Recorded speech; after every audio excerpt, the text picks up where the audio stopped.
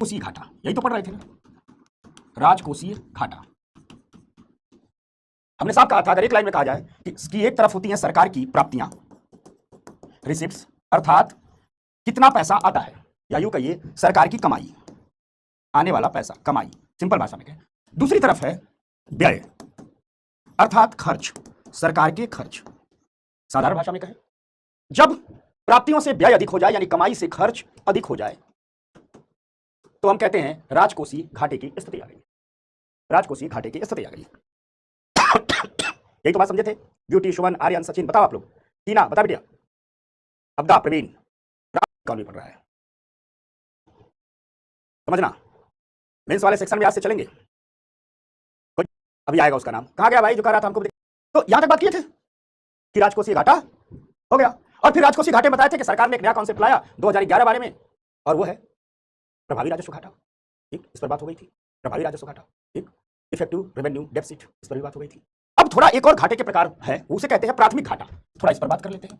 प्राथमिक घाटा, एक है प्राथमिक घाटा। ठीक, प्राथमिक घाटा, प्राइमरी डेफिसिट। अब देखो समझाता हूं बात को। देखो होता क्या है, सरकार है, गवर्नमेंट है, ठीक, गवर्नमेंट के खर्च अधिक है, किससे? कमाई से। तो गवर्नमेंट कहां जा रही है? घाटा में जा रही है, और उस घाटा को हम क्या कह रहे हैं? राजकोषीय घाटा कह रहे हैं, कि पूरा का पूरा राजकोष, पूरा का पूरा खजाना घाटे में जा रहा है। तो उस घाटा को हम क्या कह रहे हैं? राजकोषीय घाटा कह रहे हैं। ठीक, उस घाटे को हम कह रहे हैं राजकोषीय घाटा। ठीक,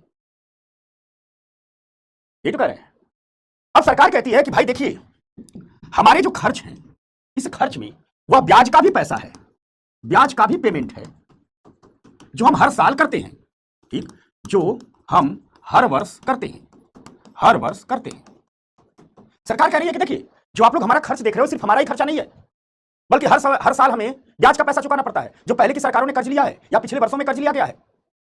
तो जब राजकोषीय घाटा अधिक हो जाता है तो लोग हल्ला करने लगते हैं। तो सरकार कहती है देखिए, हमारा मूल्यांकन सिर्फ राजकोषीय घाटे पर मत कीजिए, हमारा मूल्यांकन इस आधार पर कीजिए कि राजकोषीय घाटा में से जो हम ब्याज पेमेंट कर रहे हैं उसे घटा दीजिए, क्योंकि जो ब्याज पेमेंट कर रहे हो वह सिर्फ हमारा लिया हुआ ही कर्जा नहीं है, वो पिछली सरकारों का भी लिया हुआ कर्जा है। तो तर्क देती है सरकार, जब बजट लेकर के आती है, सरकार कहती है कि राजकोषीय घाटा जितना भी है, सरकार कहती है राजकोषीय घाटा जितना भी है, इसमें से ब्याज भुगतान को घटाइए, ब्याज भुगतान को घटाइए, यानी जो ब्याज के रूप में हमने पेमेंट किया है उसे घटाइए, राजकोषीय घाटा में से ब्याज भुगतान को घटाइए, और जो निकल आए वो वही एक्चुअल हमारा घाटा है, उसे प्राथमिक घाटा बोलिए, उसे प्राथमिक घाटा बोलिए। जैसे मान लो सरकार कहती है कि देखिए, मान लीजिए हमारा राजकोषीय घाटा 100 रुपए का है, सरकार कहती है कि इस पर हमारा मूल्यांकन मत कीजिए, क्या पता हमने इसमें से 25 रुपया हर साल इंटरेस्ट, इस साल हमने इंटरेस्ट पेमेंट किया हो, तो जो ब्याज हम भुगतान कर रहे हैं वो सिर्फ हमारा ही लिया पैसा नहीं है। तो सरकार कह रही है कि राजकोषीय घाटे में से इस ब्याज भुगतान को घटाइए, और जो निकले उसे प्राथमिक घाटा बोलिए, और प्राथमिक घाटे पर ही हमारा मूल्यांकन कीजिए। अब मान लीजिए किसी सरकार का 100 रुपया राजकोषीय घाटा है, और ब्याज भुगतान अगर उसने 25 रुपया किया है, तो उसका प्राथमिक घाटा कितना हो जाएगा? 75 रुपया हो जाएगा। तो सरकारें कहती हैं बजट लेके आते हैं तो हमारा इस आधार पर मूल्यांकन कीजिए। अर्थात कुल मिला करके अगर हम प्राथमिक घाटा की परिभाषा निकाले तो कुछ यूं ही तो आएगा ना कि प्राथमिक घाटा, प्राथमिक घाटा, प्राथमिक घाटा, ठीक, प्राथमिक घाटा बराबर राजकोषीय घाटा, राजकोषीय घाटा, ठीक, माइनस ब्याज भुगतान, यही तो आएगा, ब्याज भुगतान, यही तो आएगा। अगर इसी को हम एक फार्मूला बना ले, यही तो आएगा। बस याद कर लेना, कभी ना भूलना कि राजकोषीय घाटा में से ब्याज भुगतान के पैसे को घटाने के बाद जो बचता है वही प्राथमिक घाटा कहलाता है, वही प्राथमिक घाटा कहलाता है। तो सिंपल सी बात है, जान लीजिए। ठीक, प्राथमिक घाटा ब्याज की देनदारियों के बाद, यानी ब्याज चुकाने के बाद बचा हुआ राजकोषीय घाटा प्राथमिक घाटा कहलाता है। ब्याज की, हाँ, जो राजस्व व्यय का ब्याज का भुगतान है वो राजस्व, जो ब्याज का भुगतान हो राजस्व व्यय में आता है। बिमलेश ने तो आते ही छक्का मार दिया, शाबाश बिमलेश। अर्थात सरकार ने जितना भी पैसा ब्याज के रूप में चुकाया होगा उसको जब राजकोषीय घाटे से घटा देंगे तो जो बचेगा वो प्राथमिक घाटा कहलाएगा। अर्थात फिस्कल डेफिसिट यानी राजकोषीय घाटा माइनस इंटरेस्ट पेमेंट, ब्याज भुगतान को घटा देंगे तो क्या निकल जाएगा? प्राइमरी डेफिसिट, जिसे प्राथमिक घाटा कहते हैं। जब कोई नई सरकार आती है, मान लो पिछले चुनाव में, पिछले साल, पिछले दौर में कोई दूसरी पार्टी की सरकार रही हो और फिर चुनाव हुआ, कोई नई पार्टी की सरकार आई, तो सरकार जब बजट लेकर आती है तो कहती है हमारा मूल्यांकन प्राथमिक घाटे के आधार पर कीजिए। वो कहती है कि हमारे वित्तीय प्रदर्शन का मूल्यांकन प्राथमिक घाटे के आधार पर कीजिए, क्योंकि ब्याज भुगतान तो हमें पूर्ववर्ती सरकारों से मिली एक विरासत है। जो ब्याज भुगतान कर रहे हैं ये हमारा खर्चा नहीं है, पिछली सरकार का खर्चा है। ये है, बस इतनी सी बात है प्राथमिक घाटे की। तो बहुत सारे हम घाटे की बात पढ़ लिए, हम बहुत सारे घाटे की बात पढ़ लिए। अब आते हैं, एक बात आपको बताता हूं। देखिए, सरकार चाहती है कि घाटा कम से कम रहे, घाटा कम से कम रहे, और बेसिकली राजस्व घाटा तो एकदम कम रहे, क्योंकि राजस्व घाटे के पैसे से कोई बड़ी संपत्तियों का सृजन नहीं होता है। 1990 के दौर में जो आर्थिक संकट आया था ना, ठीक, 1990 के दौर में जो आर्थिक संकट आया था, उस आर्थिक संकट का एक बड़ी वजह तो ये थी कि हमारे उद्योग प्रदर्शन नहीं कर रहे थे। दूसरी वजह अंतर्राष्ट्रीय संकट था, तेल के दाम बढ़ गए थे। और तीसरी वजह एक और भी थी कि सरकारों का राजस्व घाटा बहुत बढ़ गया था। 80 से 90 के दौर में, समझना, 80 से 90 के दौर में, इस 10 साल में भारत में की जितनी सरकारों की बात करें, जितनी बार चुनाव हुए, खैरात बांटे गए, ये ले लो, वो ले लो, ऐसे कर लो, वैसे कर लो। और सरकार ने जनता को ये बताने के लिए कि हम लोगों के प्रति बड़े सचेत हैं, आनन फानन में भर्तियां निकाली। जैसे मान लो जितने भी सार्वजनिक क्षेत्र के उपक्रम होते थे, जितनी सरकारी कंपनियां होती थी, जहां एक व्यक्ति की जरूरत है वहां 10 को नियुक्त कर दिया। रेलवे में एक ट्रेन में 2 टीटी की जरूरत है, 10 टीटी की नियुक्ति कर दी। जितने भी सरकारी पद हैं, एक पर 4 को भर दिया। अब उससे हुआ क्या, जैसे मान लो केंद्रीय मंत्रालय में एक क्लर्क की जरूरत है, 10 भर दिए, और कहे क्या कि अब जो फाइल आएगी इन 200 से होकर के गुजरेगी। दिक्कत क्या हुई कि फाइल जब 200 से होकर के गुजर रही है तो 200 टाइम लगा रहे हैं, 200 घूस मांग रहे हैं। इन सब का परिणाम यह हुआ कि 80 से 90 तक जाते जाते सरकार का राजस्व घाटा बहुत बढ़ गया। और 90 का आर्थिक संकट है, 1991 में जब आर्थिक सुधार लाए, ठीक, तो उसमें यही किया गया। जब 90 के संकट के कारणों की समीक्षा की गई तो 3 कारण आए, जिसमें 2 देश के भीतर थे और एक देश के बाहर का संकट था। हमने 91 के आर्थिक सुधारों में आपको बताया था। पहला संकट यह था कि उद्योग हमारे प्रदर्शन ठीक नहीं कर रहे थे। दूसरा संकट यह था कि 80 से 90 के दौर में सरकारों का राजस्व घाटा बेतहाशा बढ़ गया था, यानी सरकारों के खर्च बहुत बढ़ गए थे, कमाई उतनी ही कम हो गई थी। और तीसरा, अंतर्राष्ट्रीय स्तर पर तेल की कीमतें बहुत महंगी हो गई थी। इराक और कुवैत का युद्ध था, अमेरिका को आक्रमण करना था, पूरी कहानी सुनाई थी। तो जब 1991 में लाया गया, आर्थिक सुधार लाए गए, तो 1991 के आर्थिक सुधार के बाद ही सरकार ने तय किया कि हम अपने घाटे को कम करेंगे। सरकार कहती थी कि अगर हम अपने राजस्व घाटे को जीरो कर लें और हम अपने पूरे के पूरे राजकोषीय घाटे को जीडीपी के 3% पर ला दें तो व्यवस्था बहुत बढ़िया हो जाएगी। ठीक, व्यवस्था बहुत बढ़िया हो जाएगी। यानी सरकारें बात करने लगी थी 1991 के आर्थिक सुधारों से ही कि राजस्व घाटे को जीरो कर देना है, यानी सरकार के अनाप शनाप खर्चे कम कर देना है और राजकोषीय घाटे को हमें जीडीपी के 3% तक ले आना है।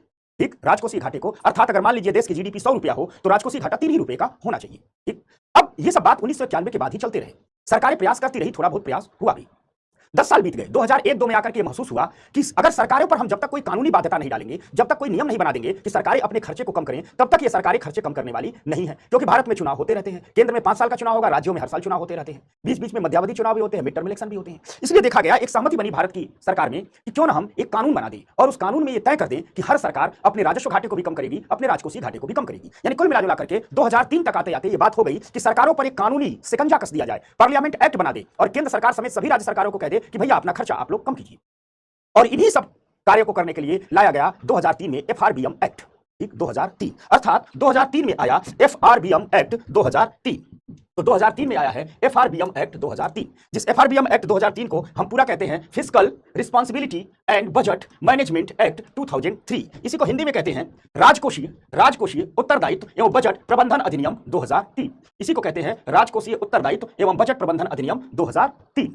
तो 2003 में भारत के पार्लियामेंट में एक कानून बनाया गया। ठीक, और कानून का लक्ष्य था कि कैसे देश अपने राजकोषीय घाटे को और राजस्व घाटे को कम करे। तो एफआरबीएम एक्ट आया 2003 में। इस एफआरबीएम एक्ट 2003 में आया, जब एफआरबीएम एक्ट 2003 में आता है, ठीक, एफआरबीएम एक्ट जब 2003 में आता है तो इस एफआरबीएम एक्ट में 2 लक्ष्य रखे जाते हैं। लक्ष्य रखा जाता है 2008-9 का कि हम कुछ लक्ष्य रखते हैं जिसे हम प्राप्त करेंगे 2008-9 में। ठीक, हम कब प्राप्त करेंगे? 2008-9 में। तो लक्ष्य क्या थे? तो एफआरबीएम एक्ट में कहा गया कि 2008-9 तक आते आते जो हमारा राजस्व घाटा है, इस राजस्व घाटे को हम शून्य पर लाएंगे। कब? 2008-9 तक। कहा गया इस एफआरबीएम एक्ट में कि 2008-9 तक हम राजस्व घाटे को शून्य पर ला देंगे, 0 पर ला देंगे। और यह भी कही गई कि जो हमारा राजकोषीय घाटा है, यानी पूरे खजाने का घाटा है, कहा गया कि जो राजकोषीय घाटा है, इस राजकोषीय घाटे को हम जीडीपी के 3% तक ले आएंगे, जीडीपी के 3% तक ले आएंगे। सरकार ने कहा 2008-9 तक हम जीडीपी के 3% तक ला देंगे, यानी जितनी जीडीपी होगी उसके 3% के आसपास ही राजकोषीय घाटा होगा। मान लीजिए जीडीपी 100 लाख करोड़ की हो जाए तो 3 लाख करोड़ का हमारा राजकोषीय घाटा होगा। सरकार ने कहा इतना राजकोषीय घाटा चलेगा, अगर जीडीपी के 3% का होगा तो हम कुछ विदेश से उधार लेके, देश से उधार लेके, करेंसी प्रिंट करके इतना राजकोषीय घाटा अर्थव्यवस्था को मस्त चलाता है। यानी कुल मिला करके एफआरबीएम एक्ट जो 2003 है वह कहता है कि हम 2008-9 तक आते आते हम सरकार के घाटे को कंट्रोल में ला देंगे, हम राजस्व घाटे को 0% पर ले आएंगे और राजकोषीय घाटे को जीडीपी के 3% तक ले आएंगे। सरकार ने यह भी कहा कि इस लक्ष्य को हम प्राप्त करेंगे, हर साल क्रमशः थोड़ा थोड़ा प्राप्त करेंगे, तभी तो वहां पहुंचेंगे, अचानक नहीं पहुंचेंगे। लेकिन सरकार ने यह भी कहा कि एफआरबीएम के एक्ट हर साल प्राप्त करने होंगे, लेकिन यदि कोई राष्ट्रीय सुरक्षा की स्थिति आती है, युद्ध की स्थिति आती है, आपदा की स्थिति आती है, तो कोई जरूरी नहीं है कि हम एफआरबीएम के लक्ष्यों को प्राप्त करें। तो आइए कुल मिला करके इतनी ही बात है। सरकार के घाटे पर नकेल कसने के लिए पार्लियामेंट के कानून लेकर के आती है कि हर सरकारों को बाध्य कर दिया जाए कि अपने घाटे को कंट्रोल करें, और इसके लिए एफआरबीएम एक्ट 2003 आता है। 2008-9 का लक्ष्य रखा जाता है। लक्ष्य रखा जाता है कि राजस्व घाटे को 0 पर ले जाएंगे और राजकोषीय घाटे को जीडीपी के 3% पर लेकर के कंट्रोल कर देंगे। ठीक, तो आइए देखते हैं क्या कहता है हमारा एफआरबीएम एक्ट 2003। तो एफआरबीएम एक्ट कहता है कि प्रतिवर्ष हर साल राजकोषीय घाटे को 0.3% तक कम करेंगे, यानी हर साल क्रमशः 0.3% कम करेंगे, और 2008-9 तक आते आते हम 3% राजकोषीय घाटे के स्तर पर पहुंचा देंगे। यानी जीडीपी का 3%, यानी जिस साल जितनी बड़ी जीडीपी होगी, मान लीजिए सपोज दैट, इसका मतलब यह है कि मान लीजिए 2008-9 में, मान लीजिए 2008-9 में अगर हम कहते हैं कि 10 लाख करोड़ रुपए की हमारी जीडीपी है, तो कहा गया कि राजकोषीय घाटा उतना ही होगा जितना 10 लाख का 3% होता है। कहा गया कि मान लीजिए, अब ये हर साल का, मान लीजिए 2025 में आकर के हमारी जीडीपी यदि 100 लाख करोड़ रुपए की है, तो हमारा जो राजकोषीय घाटा होगा इस जीडीपी का 3% अर्थात 3 लाख करोड़ रुपया ही होगा। यही बात कही गई थी। और कहा गया था कि यदि आपको 2003 में कहा गया कि लक्ष्य रखे हैं 2008-9 का, यदि हमें 2008-9 में जीडीपी के 3% तक अपने राजकोषीय घाटे को ले जाना है, तो हर साल 0.3% की कटौती करनी होगी, खर्चे कम करने होंगे। यानी कुल मिलाजुला करके बात यह कहा गया कि प्रतिवर्ष कुल मिलाजुला करके बात यह कही गई कि प्रतिवर्ष राजकोषीय घाटे को 0.3% तक कम करेंगे, और अंततः साल आएगा 2008-9 का, और 2008-9 तक आते जाते हम राजकोषीय घाटे को जीडीपी के 3% पर स्थिर कर लेंगे। उसके बाद हर साल इतना ही रखेंगे। ये बात हुई राजकोषीय घाटे की। इसी के साथ साथ बात की गई राजस्व घाटे पर भी, और कहा गया कि राजस्व घाटे में हर साल 0.5% की कमी करेंगे। यानी पिछले साल जितना राजस्व घाटा जितने पैसे का हुआ था उससे 0.5% इस साल कम कर देंगे। इस साल जितने पैसे का हुआ है उससे अगले साल कर देंगे। लक्ष्य रखा गया कि 2003 से कटौती करना शुरू करेंगे। जितने पैसे का 2003 में राजस्व घाटा हुआ होगा उसका 0.5% कम कर देंगे। 2004 में जितने का होगा 2005 में उसका 0.5% कम कर देंगे। 2005 में जितना होगा 2006 में उसका 0.5% कम कर देंगे। 2006 में होगा 2007 में उसका 0.5% कम कर देंगे। यानी राजकोषीय घाटे के बारे में कहा गया कि हम हर साल 0.5% की कमी करेंगे, और 2008-9 तक आते आते हम अपने राजस्व घाटे को क्या कर देंगे, समाप्त कर देंगे। यानी 2008-9 का जो लक्ष्य रखा गया, कुल मिलाजुला करके यही रखा गया जो हमने बताया। कहा गया कि जो लक्ष्य रखा गया वो यही रखा गया कि 2008-9 आते आते हम राजस्व घाटे को जीरो कर देंगे। कैसे करेंगे? हर साल 0.55% कम करेंगे, और राजकोषीय घाटे को जीडीपी के 3% पर लाकर के स्थिर करेंगे। तो कैसे करेंगे? हर साल 0.3% कम करते रहेंगे। यही बात कही गई। ठीक, और यह भी कहा गया कि केवल राष्ट्रीय सुरक्षा और आपदा की स्थिति में ही जो ये लक्ष्य है फिस्कल डेफिसिट का, राजकोषीय घाटे का और रेवेन्यू डेफिसिट का, यानी राजस्व घाटे का, इसमें सरकारें इस लक्ष्य को नहीं प्राप्त करेंगी। अगर कोई राष्ट्रीय सुरक्षा और आपदा की स्थिति हो तो ये प्रतिबंध नहीं रहेंगे। बस इतनी ही बात कही गई एफआरबीएम एक्ट 2003 में। ठीक, याद रखना हुई है। अब राजस्व घाटा रांसु देखो, 9 जून को, पहले आप लोग बता दो राजस्व घाटा किसे कहते हैं, किसे पढ़ाते हैं? बता दी, सुमन भी बता दी, बता दे रही है। टेस्ट का आयोजन किया जा रहा है 9 जून को, जो सुबह 9 बजे से लेकर के रात के 9 बजे तक चलेगा। इसका मतलब ये नहीं कि 12 घंटे का टेस्ट है। इसका मतलब है टेस्ट आपका 1 ही घंटे का है। इस 9 बजे से लेकर रात के 9 बजे के किसी भी स्लॉट में आप टेस्ट दे सकते हैं। ठीक, आप अपने बैच के अनाउंसमेंट सेक्शन में जाइएगा। ठीक, और बैच के अनाउंसमेंट सेक्शन में जाइएगा तो आपको उस टेस्ट से संबंधित सारी जानकारी मिल जाएगी। सेक्शन में जाइएगा, और कहा जाता है कि 2008-9 तक हम अपने राजस्व घाटे को जीरो कर देंगे और राजकोषीय घाटे को जीडीपी के 3% तक कर देंगे। इतनी बातें आपको याद रखनी चाहिए। ठीक ठीक, आशीष समझ रहे बेटा? हो गई बात? लक्ष्य था एफआरबीएम का लक्ष्य था, क्या था? ठीक, एफआरबीएम का लक्ष्य था, एफआरबीएम एक्ट 2003 जो आया था उसका जो लक्ष्य था वो क्या था? 2008 और 9, और लक्ष्य था कि राजस्व घाटा ठीक जीरो कर देना, और राजकोषीय घाटा, जो हमारा राजकोषीय घाटा है, ठीक, या राजकोषीय घाटे को ले आना है जीडीपी के 3%। कहां पर लाना है? जीडीपी के 3% पर लाना है। यही तो था, इसे लाना है जीडीपी के 3%।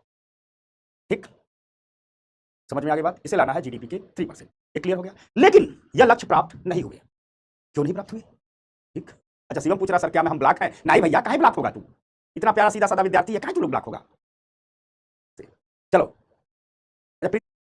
अच्छा, चुलबुल को रहा मैं भी ब्लॉक हूं। इसका मतलब है कि जिस साल जितनी जीडीपी रहेगी उसके 3% अमाउंट, मान लो कभी भारत की जीडीपी 50 लाख करोड़ की हो, यानी भारत का एक साल का कुल कमाई 50 लाख करोड़ हो, ऐसा सीधे समझो, तो उसका 3% कितना बनता है? उसका 3% बनता है 1.5 लाख करोड़। तो साल राजकोषीय घाटा कितना रहेगा? 1.5 लाख करोड़ का। मान लीजिए किसी साल 100 लाख करोड़ हो, तो 100 लाख करोड़ का 3% कितना बनता है? 3 लाख करोड़। तो साल राजकोषीय घाटा 3 लाख करोड़ के बराबर होगा। बस यही बात है। अब हटो, तो 2008-9 तक का लक्ष्य था, लेकिन ये लक्ष्य प्राप्त नहीं हुआ। आप कहोगे क्यों प्राप्त नहीं हुआ भैया? दरअसल हो गया। ठीक, उज्जवल क्या पूछ रहा है? याद रखिए, टेस्ट ऑनलाइन है। ठीक, ऑफलाइन टेस्ट नहीं है, टेस्ट ऑनलाइन है। अब आइए पढ़ाई पर लास्ट में टेस्ट की बात करेंगे। ठीक, टेस्ट से संबंधित कोई भी बात पूछनी हो तो क्लास के लास्ट में बात करेंगे, पढ़ लिया जाए। तो एफआरबीएम एक्ट कहता है कि 2008-9 तक हम राजस्व घाटा जीरो कर देंगे, राजकोषीय घाटा जीडीपी के 3% कर देंगे, लेकिन ये लक्ष्य प्राप्त नहीं हुए। अब कहोगे क्यों प्राप्त नहीं हुए? प्राप्त इसलिए नहीं हुए, हुआ ये कि अमेरिका में यूएसए का एक बैंक है, अमेरिका का एक बैंक है, और वो बैंक का नाम था Lehman brothers bank. Lehman brothers bank, Lehman brothers bank. यह लेहमैन ब्रदर्स बैंक क्या हुआ? यह बैंक डूब गया। यह बैंक क्या हुआ? डूब गया। और जब यह बैंक डूब गया तो अमेरिका की अर्थव्यवस्था धराशायी हो गई। इसके डूबने से अमेरिका में मंदी आ गई। 2007 में ही यह लेहमैन ब्रदर्स बैंक डूब गया था। और जब मंदी आई तो इस मंदी का प्रभाव भारत में भी पड़ा। मंदी से निपटने के लिए भारत ने क्या किए? अपने खर्चे बढ़ा दिए। भारत सरकार ने अपने खर्च बढ़ा दिए ताकि जनता तक पैसा पहुंचे, जनता की खरीदारी क्षमता बढ़े। सैलरी में वृद्धि कर दी, पेंशन में वृद्धि कर दी, तमाम सामाजिक सुरक्षा योजनाओं में वृद्धि कर दी, मनरेगा का बजट बढ़ा दिया, ये सब बढ़ा दिया ताकि जनता, भारत ने खर्च बढ़ा दिया। खर्च इसलिए बढ़ा दिया, खर्च बढ़ेगा तो जनता के पास पैसा पहुंचेगा। ठीक, जनता के पास पैसा पहुंचेगा। क्या पहुंचेगा जनता के पास? पैसा। और जब जनता के पास पैसा पहुंचेगा तो जनता खरीदारी करेगी, जब खरीदारी करेगी तो मार्केट में डिमांड क्रिएट होगी। ठीक, डिमांड क्रिएट होगी, डिमांड क्रिएट होगी, सप्लाई होगी, डिमांड क्रिएट होगी तो इन्वेस्टमेंट अपने आप होगा, लोग इन्वेस्टमेंट करेंगे और अर्थव्यवस्था मंदी से बाहर निकल जाएगी। ठीक, इन्वेस्टमेंट होगा, अर्थव्यवस्था मंदी से बाहर निकल जाएगी। ये हुआ, अर्थव्यवस्था क्या हो जाएगा? अर्थव्यवस्था मंदी से बाहर निकल जाएगी। समझ में आ गई बात? अब यहां एक चीज समझना जो आपको बारीकी से समझने की जरूरत है। अरे भैया, जब भारत सरकार 2007 के बाद ही अपना खर्च बढ़ा रही है और खर्च में राजस्व खर्च ज्यादा बढ़ा दे रही है, राज्यों को ज्यादा अनुदान दे रही है, सामाजिक सब्सिडी पर ज्यादा खर्च कर रही है, मनरेगा पर ज्यादा खर्च कर रही है, सैलरी पेंशन पर ज्यादा खर्च कर रही है, तो जब खर्च बढ़ा देगी तो राजस्व घाटा जीरो तक पहुंच पाएगा। जितना खर्च, आय स्थिर है, खर्च बढ़ गया। यानी एक तरफ लक्ष्य है, एक तरफ अगर हम कह सकें कि एक तरफ खड़ा है एफआरबीएम एक्ट 2003 और एफआरबीएम एक्ट 2003 कह रहा है कि 2008-9 तक, ठीक 2008-9 तक हम दोनों जो घाटे हैं, ठीक राजस्व घाटा, ठीक इस राजस्व घाटा को हम जीरो पर ले आएंगे और जो राजकोषीय घाटा है, ठीक जो राजकोषीय घाटा है, इसे हम जीडीपी के 3% पर लाएंगे, इसे हम जीडीपी के 3% पर लाएंगे। बात कह रहा है। दूसरी तरफ सरकार क्या कर रही है? सरकार कह रही है, गवर्नमेंट क्या कर रही है? मंदी से निकलने के लिए सरकार 2007 से ही अपने खर्च बढ़ा रही है, अपने खर्च बढ़ा रही है। इनकम स्थिर है, खर्च बढ़ा रही है क्योंकि मंदी से निकलना है, क्योंकि मंदी से बाहर आना है। और जब 7 से ही खर्चे बढ़ जाएंगे तो 8-9 तक आते आते भैया खर्च बढ़ा रही है तो घाटा बढ़ेगा। तो एक तरफ खर्च बढ़ा करके क्या इस घाटे को भरा जा सकता है, प्राप्त किया जा सकता है? नहीं प्राप्त किया जा सकता है। ठीक, नहीं प्राप्त किया जा सकता है। इसलिए 2008-9 तक जो एफआरबीएम के लक्ष्य थे वो प्राप्त नहीं हुए। यहां तक बात हो गई। एफआरबीएम के लक्ष्य 2008-9 तक प्राप्त नहीं हुए और ये 8-9 तक प्राप्त तो नहीं हुए। सरकार अपने खर्चे 9 में भी करती रही, 10 में भी करती रही, 11 में भी करती रही, 12 में भी करती रही। 12 तक आते आते 2012 तक आते आते भारत ने उस मंदी को कंट्रोल कर लिया। ठीक, समझ में आ गई बात? भारत ने उस मंदी को कंट्रोल कर लिया। श्वेता क्या लिख रही है? भारत ने एलटीआरओ चलाया था 2012-13। शाबाश श्वेता बिटिया, शाबाश, बहुत अच्छा। ठीक, तो 2008 तक कंट्रोल नहीं हुआ और कंट्रोल 2012 तक नहीं हुआ क्योंकि 2011 खर्चे बढ़ते रहे। समझ में आ गई यहां तक बात? यहां तक कोई दिक्कत नहीं। अब 2012 में पुनः सरकार अपना बजट लेकर आई तो सरकार ने कहा, ठीक, सरकार ने कहा कि हम थोड़ा सा एफआरबीएम में संशोधन करना चाहते हैं। ठीक, सरकार ने कहा। अच्छा, एक व्यक्ति पूछ रहा है कि अमेरिका में मंदी आई तो भारत ने क्यों अपना खर्च बढ़ाया? अरे भैया, तो ये भी क्लास बंक किया है। देखो, अमेरिका के ही इन्वेस्टर पूरी दुनिया में घूमते हैं। अगर अमेरिका में मंदी आती है तो भारत में अपने आप मंदी आ जाती है। ठीक, अमेरिका में मंदी आती है तो भारत में अपने आप मंदी आ जाती है। ठीक, समझ में आ गई बात? क्लियर हो गया? अमेरिका में मंदी आएगी तो भारत में अपने आप मंदी आ जाती है। अमेरिका में मंदी आती है, पूरे यूरोप में मंदी आ जाती है, पूरी दुनिया में मंदी आ जाती है। हो गया यहां तक? कोई दिक्कत तो नहीं है ना? कोई दिक्कत? बताओ, चलो। ठीक, तो ये सब चीजें चलती रही, फिलहाल छोड़ दीजिए। 2012 में भारत सरकार आती है संसद में और कहती है कि हम थोड़ा एफआरबीएम में संशोधन करना चाहते हैं। क्या करना चाहते हैं? भारत सरकार कहती है कि अरे ये क्या चल रहा है, ये क्या हो गया, लग रहा सांप चल रहा है। तो डर ही गया। देख रहे हो तुम लोग, लग रहा सांप चल रहा है। ठीक, 2012 में एफआरबीएम में संशोधन किया गया। केंद्र सरकार संसद में आई और केंद्र सरकार ने कहा कि हम एफआरबीएम में संशोधन करना चाहते हैं। ठीक, क्या करना चाहते हैं? एफआरबीएम में संशोधन करना चाहते हैं। भारत सरकार ने कहा कि देखिए, जो राजस्व घाटे की आप बात कर रहे हैं ना, हमारा मूल्यांकन राजस्व घाटे पर मत कीजिए। भारत सरकार ने कहा कि हमारा मूल्यांकन प्रभावी राजस्व घाटे पर कीजिए। यानी भारत सरकार प्रभावी राजस्व घाटे की अवधारणा लेकर के आई 2012 में और कहा कि प्रभावी राजस्व घाटा याद है, कल ही बताए थे। प्रदीप कह रहे सर तुम्हारी टीम नोट्स बनाती है, उससे तो हो जाएगा ना, बहुत शानदार वो नोट्स होते हैं। ठीक ना, हो गया? ठीक, केंद्र सरकार ने कहा कि हम,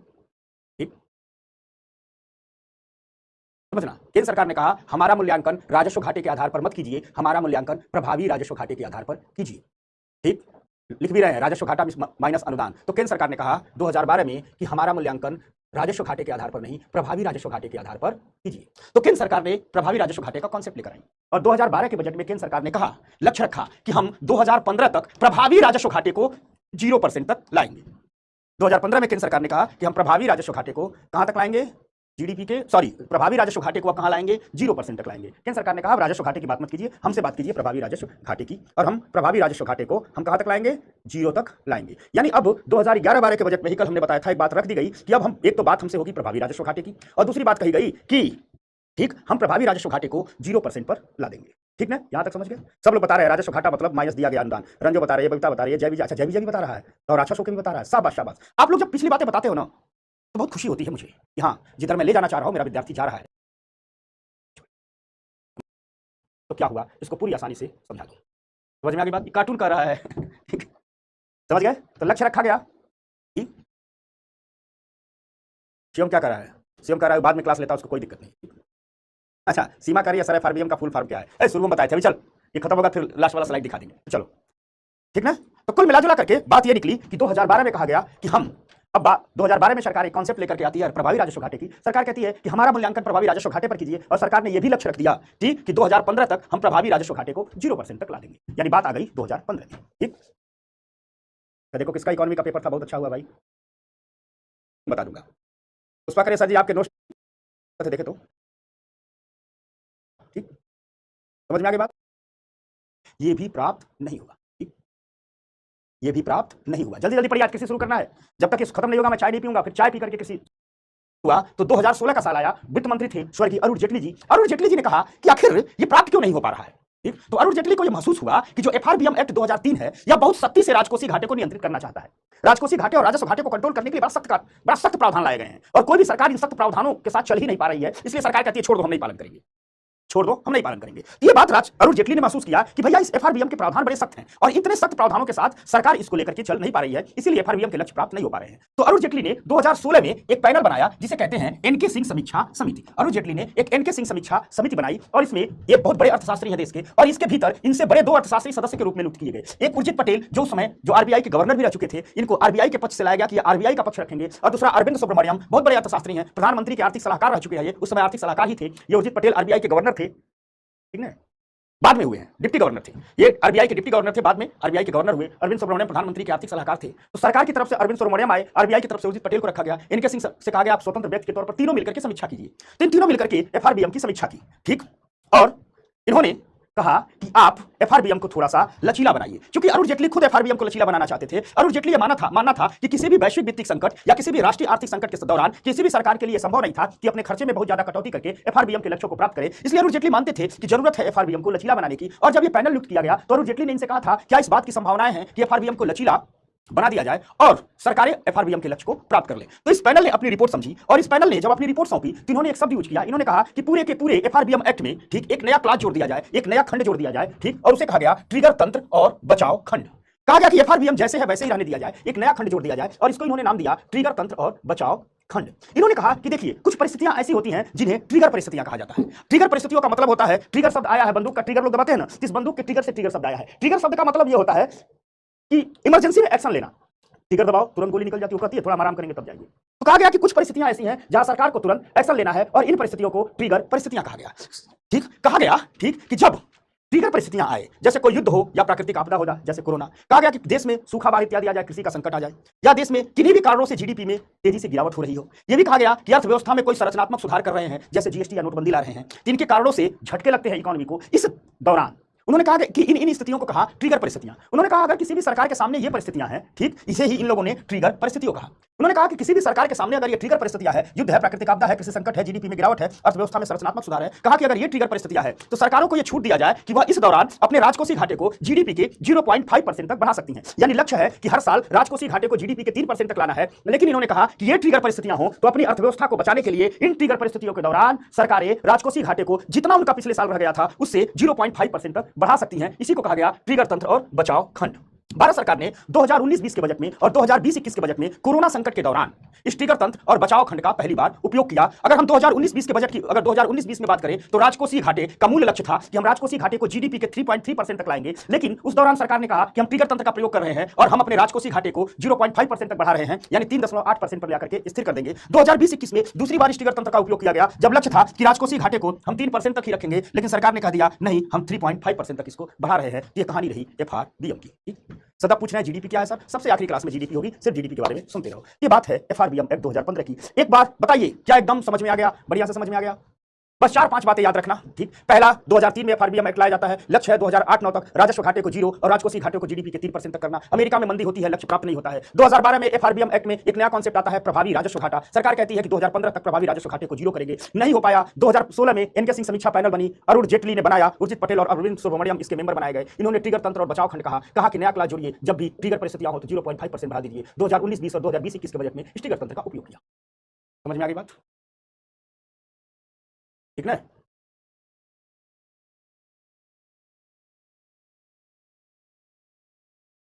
दीपाली करे जीडीपी का फुल फॉर्म क्या है? ग्रॉस डोमेस्टिक प्रोडक्शन या ग्रॉस डोमेस्टिक प्रोडक्ट। सकल घरेलू उत्पाद। उम्मीद करा भारत में कुछ सक्सेस होता है या नहीं होता, सब सक्सेस होता है, क्या होता है बे? निराशावादी आदमी है। ग्रास डोमेस्टिक प्रोडक्ट देखो सब बताने भी लगे। चलिए भैया, सब समझ में आ गया।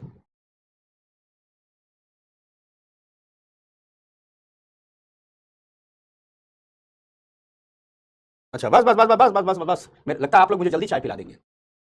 ठीक, तो समझते हैं। नहीं नहीं, धर्मकोशीय समीकरण शब्द है राजकोषीय समीकरण, और इसको समझते हैं। नहीं नहीं, धर्मा कह रहा है कि एकदम ना ना, इस चैप्टर को खत्म करके चाय पियेंगे, और चाय पीने के बाद किससे शुरू करेंगे? मेरा जो विद्यार्थी खेत में गया है कृषि पढ़ने के लिए, तो ये सब आएगा आगे भाई। वर्ल्ड ट्रेड ऑर्गेनाइजेशन को विस्तार से WTO पढ़ाऊंगा। अब तक कोई क्लास 7 में पढ़ाया हूं मैं। ठीक, अब तक कोई क्लास आपको 7 में पढ़ाया हूं। WTO भी खूब विस्तार से पढ़ाऊंगा। ठीक, ठीक है। चल। अच्छा, अश्विन कह रहा आचार्य जी आप कहे हम आपके लिए चाय बना दे, तो बेटा पिलाएगा कैसे? चाय बनाएगा तो डिजिटल चाय पिलाएगा। चलो बबीता, देख देख रहा है, खा लो। वो इस साल का बजट पढ़ लेगा, अगले साल का बजट पढ़ लेगा, और कृपया अपने नहीं पढ़ेगा, बजट हम खुद पढ़ाएंगे, इस साल भी पढ़ाएंगे, अगले साल भी पढ़ाएंगे, हर साल का। ठीक, हर साल का बजट जब भी आएगा उसको 2 दिन बाद हम अपने PW1IAS के हिंदी वाले चैनल पर पढ़ाते हैं। कृपया बजट आप लोग अपने से न पढ़िएगा, क्योंकि आप लोग मेहनत भी करेंगे, उल्टा पुल्टा भी करेंगे। ठीक, इसलिए बजट हमसे ही पढ़ा दीजिए। ठीक, तो किसको किसी भी सत्र में एग्जाम देना होगा, उस साल का बजट और उसके पिछले 1 साल का बजट जाओ। फिस्कल कंसोलिडेशन एक कॉन्सेप्ट है, फिस्कल कंसोलिडेशन जिसे कहते हैं राजकोषीय समेकन। दुनिया की हर सरकार इसे करती है, जिसे राजकोषीय समेकन कहते हैं, अंग्रेजी में उसे फिस्कल कंसोलिडेशन कहते हैं। दुनिया की हर सरकार कहती है। ठीक ठीक, समझ में आ गई बात? तो क्या है फिस्कल कंसोलिडेशन? दरअसल फिस्कल कंसोलिडेशन एक सतत और अनवरत चलने वाली प्रक्रिया है। जब सरकारें अपने वित्त को मजबूत करने के लिए अनवरत कार्य करती हैं, तो उसे कहते हैं सरकारें फिस्कल कंसोलिडेशन पर जा रही हैं। यानी फिस्कल कंसोलिडेशन का सीधा सा अर्थ निकालना हो तो सीधा सा अर्थ है सरकार के वित्त को मजबूत करना। क्या है? सरकार के वित्त को मजबूत करना। सीधा सा अर्थ है सरकार के वित्त को मजबूत करना। यानी सरकार अपने फाइनेंशियल स्टेटस को मजबूत करने के लिए जो कुछ भी करती है उसे ही फिस्कल कंसोलिडेशन कहा जाता है। क्या कहा जाता है? उसे ही फिस्कल कंसोलिडेशन कहा जाता है। तो सरकार अपने वित्त को मजबूत करने के लिए जो ही प्रक्रिया अपनाती है उसी प्रक्रिया को फिस्कल कंसोलिडेशन कहा जाता है। कुल मिलाजुला करके भारत में या दुनिया के किसी भी देश की बात करें तो यह एक अनवरत चलने वाली प्रक्रिया है, जिसके तहत तमाम प्रयासों से सरकार के वित्त को मजबूत करने की कोशिश की जाती है। तमाम प्रयासों से सरकार के वित्त को मजबूत करने की कोशिश की जाती है। इसके तहत जो पहल की जाती है उसमें एक संस्थागत ढांचा प्रदान किया जाता है, यानी कानून बनाया जाता है ताकि सरकार को विवेकपूर्ण राजकोषीय नीतियों को अपनाने के लिए बाध्य किया जाए। एफआरबीएम क्या है? एफआरबीएम एक ढांचा है, एक कानूनी है, ताकि जो भी सरकार आए वो विवेकपूर्ण राजकोषीय नीतियों का पालन करे, अंटसंट राजकोषीय नीतियों का पालन न करे। साथ साथ सरकारें विनिवेश करती हैं, यानी अपनी कंपनियों को प्राइवेट सेक्टर के हाथों बेचती हैं। सरकार टैक्स सिस्टम में रिफॉर्म करती है, कर सुधार लाती है। सरकार सब्सिडी का बेहतर लक्ष्यीकरण करती है कि सब्सिडी दे रहे हैं, जिनको दे रहे हैं उन तक ही पहुंचे। ये सारी प्रक्रियाएं किसी भी देश में अनवरत की जाती हैं ताकि उसका वित्त मजबूत रहे, और इन्हीं प्रक्रियाओं को राजकोषीय समेसन कहते हैं। अगर भारत की स्थिति बात की जाए तो भारत में भी देख लीजिए, कर सुधार भारत में किए जा रहे हैं। ठीक, जीएसटी लाया गया, मैट लाया गया, कारपोरेट कर में सुधार लाया गया, 2019-20 में कम कर दिया गया। विनिवेश की बात किया जाए तो सरकारी उपक्रमों के विनिवेश किया जा रहा है और निजीकरण किया जा रहा है, उसके माध्यम से पैसा जुटाया जा रहा है। देखो किसी भी कंपनी को, हम ये चैप्टर पढ़ाएंगे विनिवेश और निजीकरण, वहां विस्तार से पढ़ाएंगे, यहां बस जान लो किसी भी कंपनी को सरकार जब पूरा बेच देती है, जैसे एयर इंडिया को पूरा बेच दिया तो उसे कहा गया निजीकरण। लेकिन सरकार जब कंपनी को आधा बेचती है, 10-5% बेचती है, जैसे LIC, सरकार ने कहा इसको बेच दे रहा है लेकिन पूरा नहीं बेचेंगे, कुछ हिस्सा बेचेंगे, तो उसे कहते हैं विनिवेश। जब अर्थात किसी भी कंपनी को, किसी भी संस्थान को सरकार जब पूरा बेच देती है तो उसे निजीकरण कहा जाता है, सरकार जब कुछ हिस्सा बेचती है तो उसे विनिवेश कहा जाता है। समझ में आ गई बात? तीसरी है सब्सिडी। ठीक, भारत सरकार जैम को चला रही है, जनधन, आधार, मोबाइल। जितने गरीब लोगों तक सब्सिडी पहुंचती है सबके मोबाइल नंबर, आधार को और जनधन खाते को आपस में लिंक किया गया। सरकार ने पहले जनधन खाते खुलवाए, फिर आधार नंबर बनवाए, फिर सबके मोबाइल को एक ही में लिंक किया गया। अब जितनी भी प्रकार की सब्सिडी है, चाहे गैस सब्सिडी है, आवास सब्सिडी है, जो भी सब्सिडी है, सीधे के सीधे ठीक उनको जिनको देना है गरीबों के खाते में सब्सिडी भेज दी जाती है। इसे कहते हैं लक्ष्यीकरण सब्सिडी। एफआरबीएम एक्ट लाया गया। एफआरबीएम एक्ट और कुछ नहीं, एक संस्थागत ढांचा ही है, एक कानून है जो सरकार को, भारत सरकार को विवेकपूर्ण राजकोषीय नीतियों को अपनाने के लिए बाध्य करता है कि भैया ढंग से राजकोषीय नीतियां अपनाइए, बिना ढंग से राजकोषीय नीतियों के काम नहीं चलेगा। ठीक, हो गई बात यहां तक? बस इतना ही है। अब आइए, एक टर्म है राजकोषीय अवरोध। ठीक, एक टर्म है राजकोषीय अवरोध, फिस्कल ड्रैग। देखो होता क्या है फिस्कल ड्रैग? मार्केट में कभी डिमांड बहुत बढ़ जाएगी, और जब भी मार्केट में डिमांड बहुत बढ़ जाती है तो महंगाई बहुत बढ़ जाती है। जब महंगाई बहुत बढ़ जाती है तो सरकारें और कारपोरेट वेतन में क्या कर देते हैं? वृद्धि कर देते हैं। लेकिन कभी कभी क्या होता है कि जैसे मान लो 6% की महंगाई, 10% महंगाई बढ़ गई, सरकार ने वेतन में वृद्धि की, तो जो मान लीजिए 30,000 रुपए जिसकी तनख्वाह है, 40,000 रुपए जिसकी तनख्वाह, मान लीजिए किसी की तनख्वाह 40,000 रुपए है, किसी की तनख्वाह क्या है? 40,000 रुपए है, तो उसका 10% बढ़ाएगी तो कितना बढ़ेगा? 4,000 बढ़ेगा, यानी उसकी तनख्वाह हो जाएगी 44,000 रुपए। यानी पूरे साल में अगर कितना उसको बढ़ेगा, तो एक महीने में 4 बढ़ रहा है तो एक साल में बढ़ेगा तो 48,000 रुपए बढ़ेगा। यानी महंगाई से उसकी तनख्वाह एक साल में कितनी बढ़ी? 48,000 रुपए बढ़ी। लेकिन मान लीजिए किसी की तनख्वाह 3 लाख रुपए महीना है, तो उसका जब एक महीने में बढ़ेगा 10% तो उसका 30,000 रुपया महीना बढ़ेगा, तो साल में 3,60,000 बढ़ जाएगा। किसी का पैकेज 1 करोड़ का है, ठीक, 10% बढ़ाएगी तो उसका तो 10 लाख बढ़ जाएगा। तो होता क्या है कि जब सरकार महंगाई जब बढ़ती है तो महंगाई भत्ता देती है, तो उस महंगाई भत्ते का जो छोटे लोग हैं, जो कम तनख्वाह वाले हैं वो तो ठीक है, लेकिन अधिक तनख्वाह वाले लोग हैं उनसे होता क्या है कि एक तरफ सरकार ने जो उनको महंगाई भत्ता दिया परसेंटेज में उनकी सैलरी बढ़ाई तो उनकी सैलरी ज्यादा बढ़ जाती है, और ज्यादा सैलरी बढ़ती है तो उनका टैक्स स्लैब बदल जाता है। पता चले पहले वो 1 करोड़ के टैक्स स्लैब में थे, अब 1 करोड़ 10 लाख वाले टैक्स स्लैब में आ गए। 1 करोड़ के ऊपर सरचार्ज बहुत बढ़ जाता है। 1 करोड़ तक, 1 करोड़ की इनकम तक 30% टैक्स है, और पता चले इतने परसेंट सरचार्ज है 1 करोड़ की इनकम पर। लेकिन 1 करोड़ से 1 लाख भी ऊपर हुआ तो उनका सरचार्ज बढ़ गया। अब होता क्या है कि पहले तनख्वाह 1 करोड़ थी तो जितना टैक्स देते थे, 1 करोड़ 10 लाख हुआ तो तनख्वाह तो बहुत नहीं बढ़ी, लेकिन टैक्स स्लैब बढ़ गया। पता चला 10 लाख बढ़ा है, 20 लाख कट गया। यानी जो उच्च वेतन वाले लोग हैं उनका टैक्स स्लैब बदल जाता है, और जब उच्च वेतन वाले लोगों का टैक्स स्लैब बदल जाता है, ठीक, तो वो अधिक करों का भुगतान करने लगते हैं, इन्हें अधिक कर देना होता है। ऐसे में क्या होता है कि इनके विशिष्ट इनकम में कमी हो जाती है। विशिष्ट इनकम का मतलब होता है, जैसे मान लीजिए आपके महीने की इनकम 1 लाख रुपए हो, ठीक, ये आपकी इनकम है, ठीक? लेकिन जब 1 लाख रुपए आपके महीने की इनकम होगी तो 1 लाख रुपए में 16,000 टैक्स कट जाएगा, तो आपके हाथ में कितना आ रहा है? 84,000 रुपए आ रहा है। ये 84,000 रुपए आपकी विशिष्ट इनकम है, आपकी विशिष्ट इनकम है, ठीक। जितना पैसा टैक्स काट के हाथ में आता है वह विशिष्ट इनकम होती है। अब होता क्या है, ठीक, किसी की 1 लाख रुपए मान लो, सॉरी, किसी का मान लो 1 CR का पैकेज हो, 1 करोड़ वार्षिक का पैकेज हो, ठीक, वह 30% प्लस 10% सरचार्ज पेमेंट कर रहा हो 1 करोड़ पर।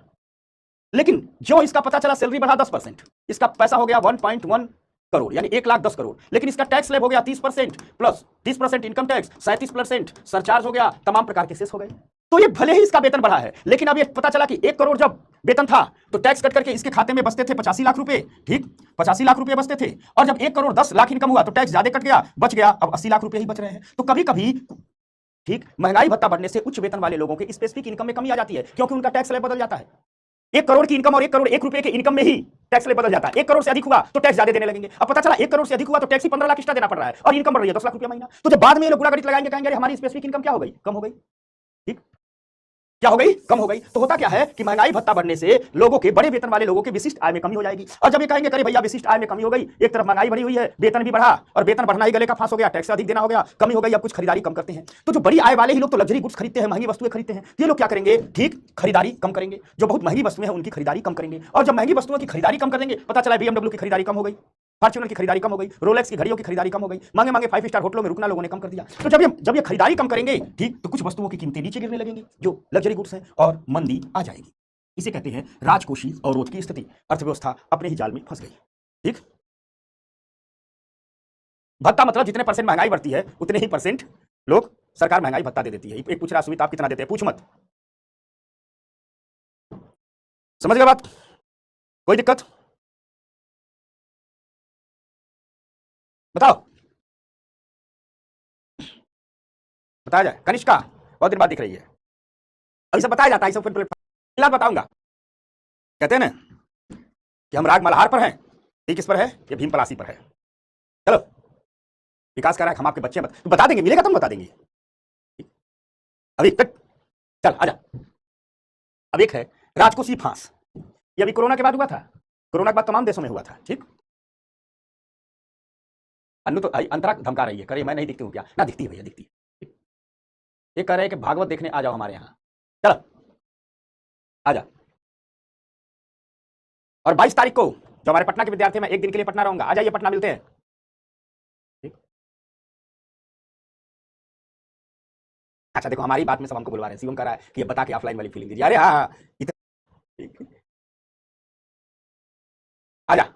अब है राजकोषीय फांस, 2 है, ये है और इसके बाद WMA है, उसके बाद एग्रीकल्चर में आ जाएंगे, ठीक ना। मैंने सोच लिया बिना खत्म किए चाय नहीं पियेंगे, तो आजा राजकोषीय फांस। देखो, मान लीजिए कोई अर्थव्यवस्था में थोड़ा बहुत मंदी चली है, अमेरिका में हुआ था, कोरोना के बाद भारत में भी हो गया था, ठीक ना। तो मान लीजिए कोई सरकार है, गवर्नमेंट है, आ गई मंदी, ठीक, तो सरकार क्या करेगी?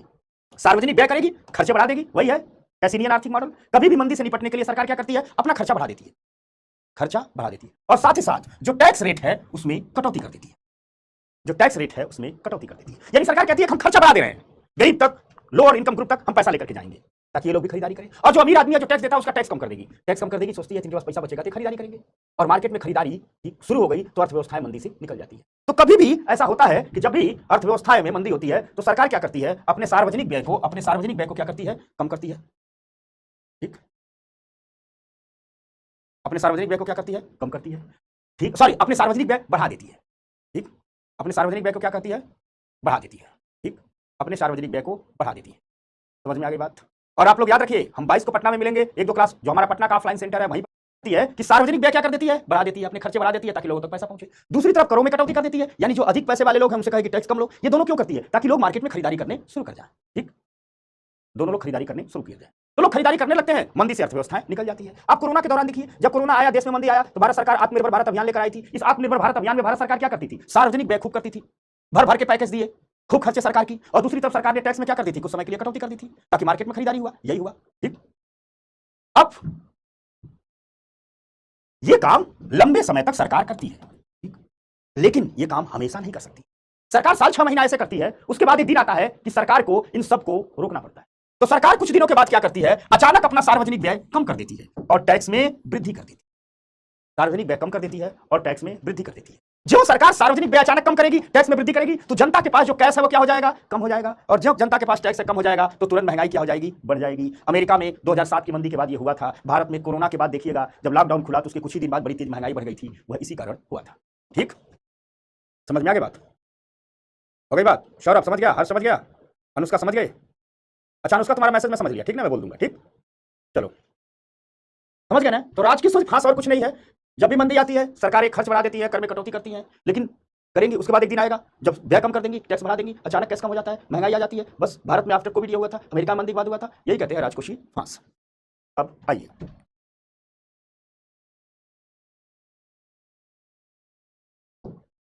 वेज एंड मीन्स एडवांस, ये आखिरी है। WMA इसे कहते हैं, वेज एंड मीन्स एडवांस। ठीक, वेज एंड मीन्स एडवांस। लो ये भी कॉफी बना रही है, चाय बना रही है, सब डिस्टिल पिलाओ।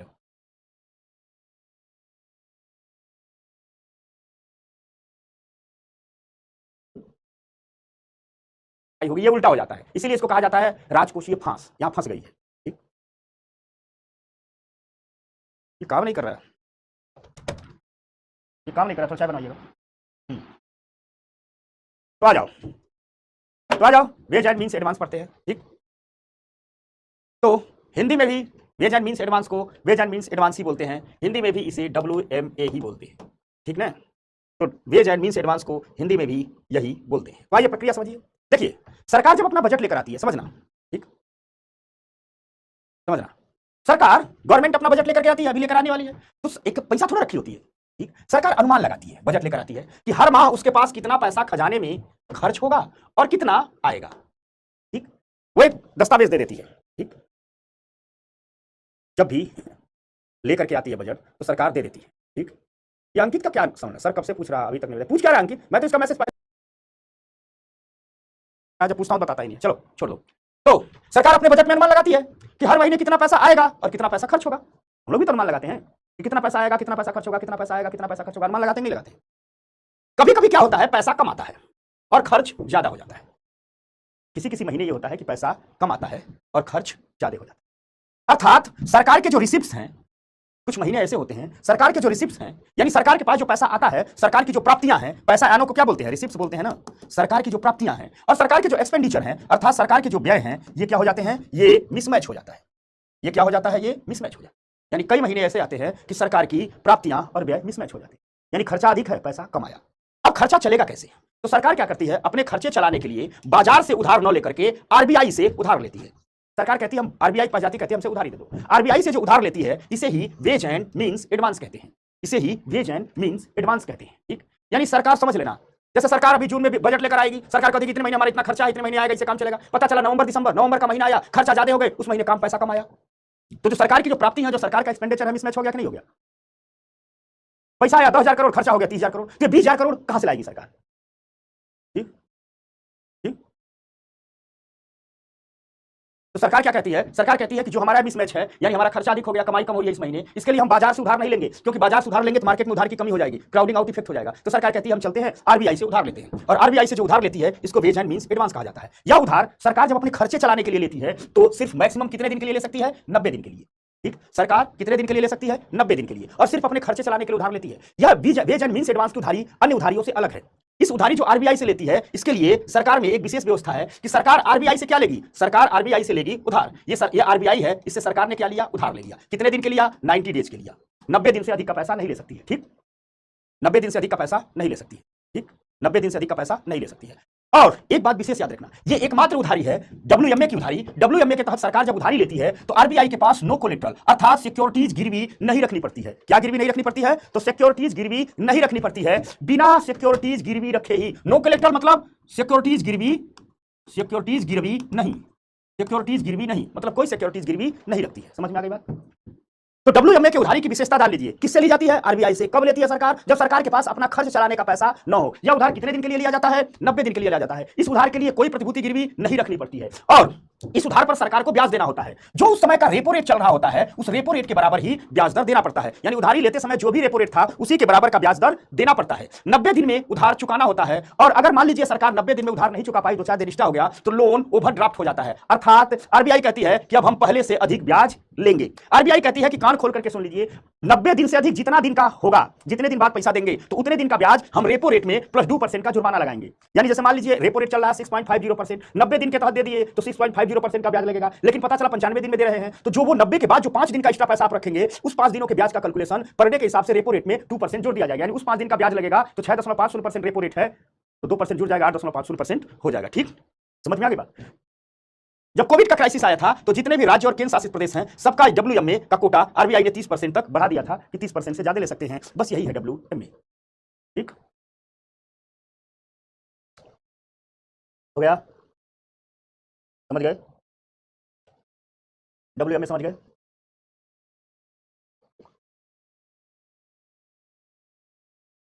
बस यही है। अब देखो इसमें एक 4-5 पेज छोड़ देना, बजट का PDF। जब बजट आएगा तो हम आपको बजट पढ़ाएंगे। ठीक। अच्छा, अंकित का सवाल है कि मंदी आने से खरीदारी क्यों बढ़ा दिया जाता है?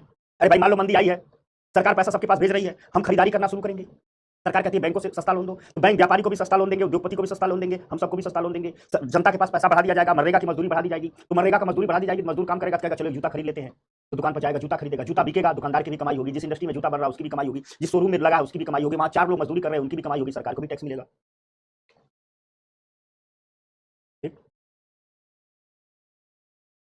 तो मंदी से निकलने के लिए हमेशा सरकारी टैक्स खर्चे बढ़ा देती है, लोगों के पास पहुंचाएंगी। बाजार में हम आप खरीदारी करते हैं तो उससे कई खर्च चलते हैं। मोहिनी, तो जब बजट आएगा, ठीक, इसी महीने आने वाला है, तो पुराना क्यों पढ़ाएं? ठीक। नाजमीन कर रहे हैं सर आपकी क्लास कब तक चलेगी? बस खत्म हो जाए रेगुलर। हम एक बात कृषि, अब कृषि की, तो चलो भैया,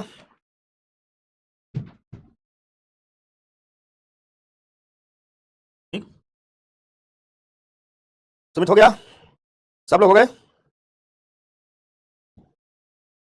ठीक ना? चलो तो आरंभ किया जाए।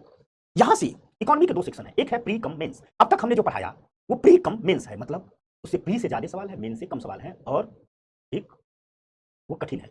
अब जो पढ़ा रहे हैं वो मेंस कम प्री है। ठीक ना? मेंस में अधिक महत्व है, प्री में कम महत्व। ठीक, ये सेक्शन हम कह सकते हैं मेंस का सेक्शन है। तो चलो कृषि से बात शुरुआत करते हैं। और एक बात शुरुआत करने के पहले, कृषि आप लोगों को कई जगह पढ़ना है, समझ रहे हो? कृषि आप लोगों को भूगोल में भी पढ़ना है और कृषि आप लोगों को इकोनॉमी में भी पढ़ना है। ठीक, हम आपको जो कृषि पढ़ाएंगे वो इकोनॉमी वाला पढ़ाएंगे, भूगोल वाला नहीं। लोग क्या करते हैं, ठीक, मीनाक्षी कुछ क्वेश्चन पूछ रहे हैं। क्या क्वेश्चन मीनाक्षी बेटिया? जल्दी पूछो, मैं शुरू करूं। गए? ठीक, तो जो एग्रीकल्चर है आपको 2-3 जगह पढ़ना है। एक चीज में क्लियर कर दूं, आपको भूगोल में पढ़ना है, कृषि को आर्थिक नीतियों के हिसाब से देखेंगे। यहां हम आपको ये नहीं पढ़ाएंगे कि गेहूं उपजाने के लिए बलुई मिट्टी है कि दोमट मिट्टी है, तापमान कितना होना चाहिए, वर्षा कितनी होनी चाहिए, ठीक, वो सब पढ़ाएंगे भूगोल वाले गुरुजी। ठीक ना? हम यहाँ सिर्फ कृषि का आर्थिक महत्व बताएंगे। ठीक ठीक, समझ में आ गई बात? कृषि का आर्थिक महत्व बताएंगे, तो समझ में आ गई बात? ठीक, गरिमा कर रही है कि एनसीईआरटी बुक कैसे पढ़े, समझ में नहीं आ रहा है, केवल इकोनॉमी में केवल क्लास पर फोकस करो। और अगर पढ़ना भी है तो एनसीईआरटी बुक का 9, 10, 11वीं का मैंने अपने ही PWIS के यूट्यूब चैनल पर मैंने वीडियो डाल रखा है, हर किताब का एक वीडियो, उसी को देख लो। समझ गए? क्लियर है? ये टेंशन आप ये पढ़ाएंगे ग्लोबलाइजेशन, परसों किए थे ना? चलो आ जाओ, अश्विन करा मैंने देखा वीडियो की, चलो आ जाओ। ममता कर रही है कि सर क्या सच में मेरा कमेंट नहीं दिख पा रहा है? दिख तो रहा है, आ जा। तो एग्रीकल्चर, अब इकोनॉमिक एग्रीकल्चर और ज्योग्राफी के एग्रीकल्चर में अंतर है। ज्योग्राफी में जब आप लोग पढ़ोगे तो मानसून की दशाएं क्या है, मिट्टी क्या है, कहां क्या बोया जाता है, कृषि जलवायु प्रदेश है। इकोनॉमी में, इकोनॉमी में तो हम सीधे कहते हैं ग्लोबलाइजेशन का कृषि पर क्या इफेक्ट है। तो आओ खेती और कहानी। खेती में पहले से पढ़ने से पहले एक बात याद रखना, एक बहुत बढ़िया बात किसी ने कही कि खेती किसानी सिर्फ रोटी और कपड़े का उत्पादन नहीं है। तो खेती को सिर्फ इस नजर से नहीं देखना चाहिए कि खेत में रोटी का उत्पादन हो रहा है, खेत में कपास लगाते हैं तो कपड़े से उत्पादन होता है। सच तो यह है कि खेती किसानी सभ्यताओं का पालना होती है। ये जो लोकसभाएं हैं चलती हैं इसलिए कि किसान अपने खेत में हल चला रहा है, राज्यसभाएं चलती हैं इसलिए किसान अपने खेत में हल चला रहा है, अदालतों में मिलाड ऑर्डर ऑर्डर चिल्लाते हैं इसलिए क्योंकि किसान अपने खेत में हल चला रहा है, सीमाओं पर सेनाएं खड़ी इसलिए है क्योंकि किसान अपने खेत में हल चला रहा है, बाजार में आर्थिक गतिविधियों का उत्पादन हो रहा है, आर्थिक गतिविधियां चल रही हैं क्योंकि किसान खेत में हल चला रहा है। हम आपको पढ़ा रहे हैं क्यों? क्योंकि किसान खेत में हल चला रहा है। इसलिए हर मुल्क की आर्थिक नीति का निर्धारण करने वालों की यह जिम्मेदारी होती है कि वह ऐसी आर्थिक नीतियां बनाए कि किसान के हाथ हल की मूठ को मजबूती से पकड़े रहे, अर्थात किसान के हिस्से में फायदा आए, प्रॉफिट आए। कलाम साहब एक बात कहा करते थे, यदि किसान के हाथ कमजोर पड़ गए तो तपस्वियों का तब भी बेकार चला जाए। सभ्यताओं को जो लोग भी बनाते हैं, जो लोग भी आगे बढ़ाते हैं, जो लोग भी मुल्क का मुस्तकबिल तय करते हैं, वो सब तपस्वी हैं। कोई व्यापारी ईमानदारी से व्यापार कर रहा है, कोई शिक्षक ईमानदारी से पढ़ा रहा है, कोई रिक्शा चलाने वाला ईमानदारी से रिक्शा चला रहा है, कोई मुची ईमानदारी से जूते सिल रहा है, कोई साइंटिस्ट लेबोरेटरी में ईमानदारी से बैठे हुए अपने टेलीस्कोप से स्पेस की तरफ देख रहा है, वो हर कोई व्यक्ति अपना काम शिद्दत और ईमानदारी से कर रहा है। वो तपस्वी है, उसने देश बनाया है। और वो तपस्वी मुल्कों को बनाने में, सभ्यताओं को बनाने में तपस्या इसलिए कर रहा है क्योंकि उसके पीछे हल की मूठ पकड़े हुए एक किसान खड़ा है। इसलिए यदि किसान के हाथ कमजोर हो गए तो तपस्वियों का तप बेकार चला जाएगा। तो आर्थिक नीति बनाने वालों की यह भी जिम्मेदारी होती है कि किसी भी कीमत पर, किसी तरीके से भी किसान के हाथ कमजोर ना हो। अन्नदाता हंसते रहे, मुस्कुराते रहे, खेलते रहे, सब कुछ करते रहे। जितना अन्नदाता मुस्कुराएगा, जितना अन्नदाता काम करेगा, जितनी बेहतरी से काम करेगा, उतना ही मुल्क मुस्कुराएगा, सभ्यताएं मुस्कुराएगी। तो आइए हम देखते हैं कि आज की दुनिया में खेती किसानी कहां खड़े हैं, किस ओर जा रहे हैं। आज की दुनिया को हम ग्लोबलाइज्ड दुनिया कहते हैं, वैश्वीकरण की दुनिया कहते हैं। कहते हैं ये दुनिया पूरी तरह से ग्लोबल हो चुकी है, ये दुनिया पूरी तरह से वैश्वीकृत हो चुकी है, ये दुनिया पूरी तरह से एक बाजार में तब्दील हो चुकी है, एक ऐसे बाजार में तब्दील हो चुकी है, ठीक, जिस बाजार में हर कोई अपने प्रॉफिट को तलाश रहा है। तो हम देखते हैं कि आखिर इस वैश्वीकरण का, इस बाजारीकरण का हमारी कृषि पर क्या प्रभाव पड़ रहा है। भारत भी आज ग्लोबल भारत है। 1991 के आर्थिक सुधारों के बाद से ही भारत ने ग्लोबलाइजेशन के साथ कदम से कदम मिलाकर के चलना शुरू कर दिया। आज पूरा का पूरा भारत ग्लोबल भारत है। आज पूरा का पूरा भारत ग्लोबल दुनिया में खड़ा है। इसलिए भारत की खेती भी, भारत की किसानी भी ग्लोबल दुनिया में खड़ी है। इस ग्लोबलाइजेशन का भारत की खेती पर, भारत की किसानी पर बहुत सारे सकारात्मक असर पड़े, बहुत सारे ठीक नकारात्मक असर भी पड़े। तो हम चर्चा करेंगे इस वैश्वीकृत दुनिया का खेती पर क्या प्रभाव पड़ा। सबसे पहले यही बात देखेंगे कि जब भारत का वैश्वीकरण हुआ तो खेती किसानी का भी वैश्वीकरण हुआ। तो हमारा सबसे पहला टॉपिक है भारतीय कृषि का वैश्वीकरण, ग्लोबलाइजेशन ऑफ इंडियन एग्रीकल्चर। आपको कहानी पता ही है कि 1991 में भारत ने आर्थिक सुधारों की शुरुआत की और 1995 में भारत विश्व व्यापार संगठन में शामिल हुआ। और जब 1995 में भारत विश्व व्यापार संगठन में शामिल हुआ तो भारत ने अपनी एग्रीकल्चर पॉलिसी को, अपनी कृषि नीति को WTO फ्रेमवर्क के तहत, WTO के नीतिगत ढांचे के तहत बनाना शुरू किया। यानी इसके पहले जो भी कृषि नीतियां थी उसमें कई सुधार किया और अपनी कृषि नीतियों को जो WTO के समझौते हैं उसके हिसाब से लागू किया। अपनी कृषि नीतियों में WTO के एग्रीमेंट के तहत कई सुधार किया। यानी कुल मिला करके भारत की कृषि नीति अब पूरी दुनिया के कृषि नीति से कदम बढ़ा करके चलने लगी। इन सुधारों का कृषि सेक्टर पर काफी प्रभाव पड़ा। 1991 के सुधारों का खेती पर काफी प्रभाव पड़ा। यह बात भी सही है कि जितनी तेजी से प्रभाव उद्योग पर पड़ा, जितनी तेजी से प्रभाव सर्विस सेक्टर पर पड़ा, उतनी तेजी से कृषि पर प्रभाव नहीं पड़ा। यानी कृषि पर थोड़ी कम तुलनात्मक प्रभाव पड़े, फिर भी कृषि पर प्रभाव पड़ा 1991 के आर्थिक सुधारों का, ग्लोबलाइजेशन का। अब हम देखते हैं, थोड़े हम सकारात्मक प्रभाव की बात करते हैं, उसके बाद थोड़े नकारात्मक प्रभाव की बात करेंगे। अगर हम वैश्वीकरण के सकारात्मक प्रभाव की बात करें, पॉजिटिव इफेक्ट की बात करें, तो जो सबसे पहला सकारात्मक प्रभाव पड़ा वो ये था कि भारत को आनुवांशिक रूप से संशोधित फसलें उपलब्ध हुई। यानी ऐसी फसलें जिनमें जीन चेंज करके उनकी उत्पादकता बहुत बढ़ा दी जाती है। ठीक, जैसे आप सुने होंगे बीटी कॉटन। बीटी कॉटन, अभी बीटी ब्रिंजल की बात चल रही है। ठीक, बीटी कॉटन क्या है? अनुवांशिक रूप से संशोधित फसलें। ठीक, क्या है? अनुवांशिक रूप से संशोधित फसलें हैं। तो अर्थात आप देखते होंगे कि आज किसी भी फसल के सैकड़ों किस्म के बीज मार्केट में उपलब्ध हैं। जो लोग खेती किसानी से जुड़े होंगे तो देखते होंगे कि हर साल गेहूं के सैकड़ों प्रकार के बीज हैं, दलहन के सैकड़ों प्रकार के बीज हैं, तिलहन के सैकड़ों प्रकार के बीज हैं, धान के सैकड़ों प्रकार के बीज हैं, मक्का के सैकड़ों प्रकार के बीज हैं, सैकड़ों प्रकार के बीज मार्केट में उपलब्ध हैं। आखिर ये गांव तक के किसानों को सैकड़ों प्रकार के बीज मार्केट में क्यों उपलब्ध है? हुआ क्या कि 1991 के आर्थिक सुधार जब हुए तो भारत के बाजार को दुनिया भर की कंपनियों के लिए खोल दिया गया। उस दुनिया भर की कंपनियों में बीज पर रिसर्च करने वाली भी कंपनियां हैं, नई बीज बनाने वाली भी कंपनियां हैं। तो अमेरिका, यूरोप से, विकसित देशों से तमाम कंपनियां भारत आई क्योंकि उनके सामने भारत का बड़ा बाजार खुला हुआ था। उन्होंने बीजों पर रिसर्च करना शुरू किया, बेहतर किस्म के बीज बनाने शुरू किए और मार्केट में बीज बेचना शुरू किए। इससे किसान को भी एक फायदा हुआ कि किसान को कई रूप से, अनुवांशिक रूप से संशोधित फसलें प्राप्त हुई, कई बेहतर बीज प्राप्त हुए जिनकी प्रोडक्टिविटी भी अधिक है। और जब अधिक प्रोडक्टिविटी के बीज मिले तो किसानों की आय प्रभावित हुई। ठीक, जो अनुवांशिक रूप से संशोधित फसलें हैं ये वो फसलें हैं जिनके जीन को चेंज कर दिया जाता है। जीन चेंज करके नए किस्म के बीज बनाए जाते हैं तो उन्हें अनुवांशिक रूप से संशोधित फसलें कहते हैं। ठीक, अभी आप जाओगे तो सैकड़ों प्रकार के आम की वैरायटियां मार्केट में उपलब्ध हैं, सैकड़ों प्रकार के आंवले की वैरायटियां मार्केट में उपलब्ध हैं, सैकड़ों प्रकार के सब्जियों की वैरायटियां मार्केट में उपलब्ध हैं। ये सारी चीजें उपलब्ध हैं और जिनकी उत्पादकता अधिक है, जिनकी प्रोडक्टिविटी अधिक है। ठीक, जितने भी उच्च उत्पादकता वाली फसलें हैं, ठीक, उन सब तक किसानों की पहुंच सुनिश्चित हुई या वैश्वीकरण का खेती पर असर है। आप मटर की सैकड़ों किस्म की प्रजातियां पाओगे जिनकी उत्पादकता पहले की तुलना में अधिक है। मूंग की पाओगे, मसूर की पाओगे, अरहर की पाओगे, ठीक, चने की पाओगे। ये सब कौन लाता है? ये सब वो प्राइवेट कंपनियां हैं जिनको मार्केट दिखता है कि हम बेहतर बीज लाएंगे, किसान खरीदेगा, हमसे महंगी कीमत पर खरीदेगा क्योंकि उत्पादकता बढ़ानी है। ये कंपनियां ढेर सारा इन्वेस्ट करती हैं, रिसर्च करती हैं। तो इन कंपनियों को तो फायदा होता ही होता है। आज भारतीय कृषि की जो उत्पादकता बढ़ी है, यही भारत है। तुलना करो जरा 1951 के भारत से, जब भारत की जनसंख्या 30 से 32 करोड़ 35 करोड़ के आसपास थी। जमीनें आज की तुलना में अधिक थी, लेकिन हिंदुस्तान अपना पेट नहीं भर पाता था। अमेरिका से पीएल 480 के था, सड़ा हुआ गेहूं आता था, उससे भारत के लोग खाते थे। एक वो वक्त था जब भारत के प्रधानमंत्री को अपने घर आकर के कहना पड़ा कि आज की रात का खाना नहीं बनेगा। तो शास्त्री जी की पत्नी ने दूसरे दिन पूछा था, रात को आपने खाना क्यों नहीं बनवाया? तो शास्त्री जी ने कहा था, हम देखना चाहते थे कि हमारे बच्चे भूख बर्दाश्त कर सकते हैं कि नहीं कर सकते हैं। ये बात बहुत पुरानी नहीं है, 1964-65 की है, क्योंकि अमेरिका ने गेहूं देने से मना कर दिया था। शास्त्री ने आह्वान किया था देश से कि एक दिन देश सप्ताह में भूखा रहे, ताकि हमारे सैनिकों के लिए अनाज की कमी न पड़े, हमारे जवान भूखे न सोए। 1965 के हिंदुस्तान और 2025 के हिंदुस्तान में इतना बड़ा फर्क है, इस 2024-23 के हिंदुस्तान में इतना बड़ा फर्क है कि कोविड का संकट आया तो इंडियन प्राइम मिनिस्टर पूरी की पूरी दुनिया के सामने आए और उन्होंने कहा कि WTO कहे तो हम पूरी दुनिया को 6 महीने खिला देंगे। कोविड क्राइसिस के बाद भारतीय प्रधानमंत्री आगे बढ़कर के आए और उन्होंने कहा कि पूरी दुनिया अस्वस्थ रहे, हिंदुस्तान किसी को भूखे पेट सोने नहीं देगा, पूरी दुनिया को खिलाएंगे। आज हमारे अनाज गोदाम अनाजों से लबालब भरे हुए हैं, तो इसके पीछे ढेर सारे कारक जिम्मेदार हैं। उसके उन कारणों में, उन वजहों में एक वजह यह भी है कि हमारा जो उत्पादन हो रहा है उसके लिए हमें उच्च उत्पादकता के बीज उपलब्ध है, और यह उच्च उत्पादकता के बीज उपलब्ध कराया है प्राइवेट कंपनियों ने, दुनिया के कई देशों की कंपनियों ने, जो भारत के एग्रीकल्चर सेक्टर में अपना बहुत बड़ा बाजार दिख रही है। तो जो उच्च उत्पादकता के बीज मिले हैं, इनके पीछे भी वैश्वीकरण ही खड़ा है, ठीक, ग्लोबलाइजेशन ही खड़ा है, ठीक। साथ ही साथ इस ग्लोबलाइजेशन के कारण ही आधुनिक कृषि प्रौद्योगिकी किसानों तक पहुंच में आई है। जैसे कई प्रकार के कीटनाशक उपलब्ध हुए हैं, कई प्रकार के शाकनाशी हर्बिसाइड्स उपलब्ध हुए हैं, कई प्रकार के फर्टिलाइजर उपलब्ध हुए हैं। आज जिस नैनो यूरिया नैनो डीपी की बात कर रहे हैं, इन सब विदेशी टेक्नोलॉजियां हैं, ठीक। कई प्रकार की कृषि मशीनरी उपलब्ध हुई है।